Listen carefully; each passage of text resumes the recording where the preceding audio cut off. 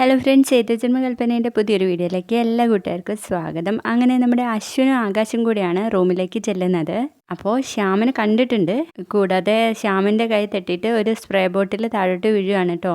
അങ്ങനെ പിന്നെ ശ്യാമിന് അവിടെ നിൽക്കാൻ പറ്റാതെ പുറത്തേക്ക് വരികയും ശ്യാമിനെ കണ്ടപാടെ നമ്മുടെ അശ്വിനിട്ട് നല്ലോണം പൊട്ടിക്കാണ് കേട്ടോ. അപ്പോഴേക്കും അവിടെ അഞ്ജലി വരുന്നുണ്ടേ. എന്നിട്ട് പറയും, കുഞ്ഞാ നിർത്ത് എന്ന് പറയുമ്പോഴേക്കും അശ്വിന് പിന്നെ ഒന്നും ചെയ്യാൻ പറ്റുന്നില്ല.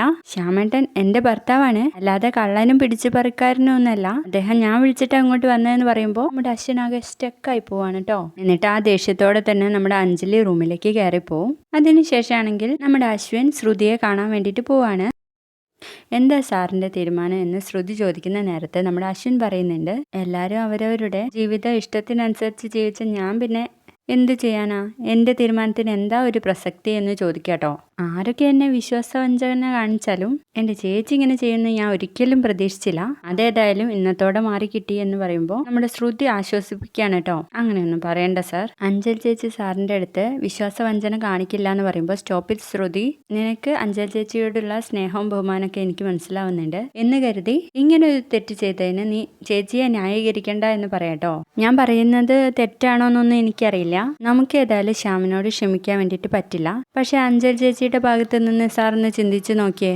അവർ ഇത്രയും വർഷം അയാളുടെ കൂടെ ജീവിച്ച് ഒരു നിഴലിനെ പോലെ വിശ്വസിച്ച് ഇപ്പോൾ അവരുടെ വയറ്റിൽ വളരുന്ന കുഞ്ഞിന്റെ അച്ഛനല്ലേ ശ്യാം. ഇനിയിപ്പോൾ എത്ര വലിയ തെറ്റ് അയാൾ ചെയ്താലും അയാളോട് ക്ഷമിക്കാനുള്ള ഒരു മനസ്സ് ചേച്ചിക്ക് ഉണ്ടായി പോകുന്നത് അത് സ്വാഭാവികമാണ് സർ.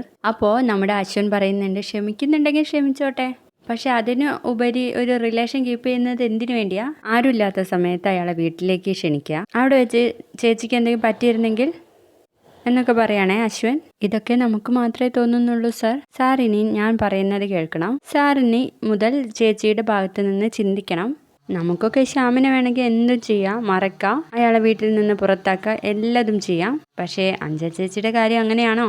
ചേച്ചി അതിനു വേണ്ടി അത്രയ്ക്ക് സ്നേഹിക്കുന്നുണ്ട് അയാളെ. ഇനിയും സാറ് അതിനുവേണ്ടി വാശി പിടിക്കുകയാണെങ്കിൽ ചേച്ചിക്ക് ശ്യാമിനോടുള്ള ഇഷ്ടം കൂടുകയുള്ളൂ. പിന്നീട് നമ്മുടെ അശ്വിനോട് ശ്രുതി ചോദിക്കുന്നുണ്ട്, ചേച്ചിക്ക് ശ്യാമിനോട് അത്രയും ഇഷ്ടമാണെങ്കിൽ സാറിന് അതൊന്ന് ക്ഷമിച്ചൂടെ എന്ന് പറയുമ്പോൾ, നോ ശ്രുതി, നിനക്കിത് എങ്ങനെ പറയാൻ കഴിയുന്നു, നിനക്ക് ക്ഷമിക്കാൻ കഴിയുമോ എന്നൊക്കെ ചോദിക്കാട്ടോ. അതിന് എന്റെ കാര്യമല്ലല്ലോ സാർ ഇവിടെ ഡിസ്കസ് ചെയ്യുന്നത്. ശ്രുതി, നീ എന്തൊക്കെ പറഞ്ഞാലും ഇനി അയാളുമായിട്ട് ഒരു കോംപ്രമൈസിനും ഞാനില്ല എന്ന് പറയണേ അശ്വിൻ. ഇനി നിങ്ങൾക്കൊക്കെ വേണ്ടിയിട്ട് ഞാൻ അയാളെ വീട്ടിൽ വിളിച്ച് കയറ്റിയാൽ തന്നെ ചേച്ചി അയാളെ സിൻസിയറായിട്ട് സ്നേഹിക്കുമെന്ന് തോന്നുന്നുണ്ടോ എന്ന് ചോദിക്കട്ടോ. ശ്യാം എന്താണെന്നോ ആരാണെന്നോ ചേച്ചിയെ പറഞ്ഞ് ധരിപ്പിക്കാൻ നോക്കിയാൽ ചേച്ചിക്ക് അത് മനസ്സിലാവണമെന്നില്ല.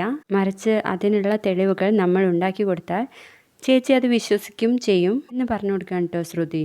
നീ എന്താ ശ്രുതി പറയുന്നത്, തെളിച്ച് പറ എന്ന് പറയുമ്പോൾ, അതിനുവേണ്ടി സാറൊന്ന് കണ്ണടച്ചാൽ മതി.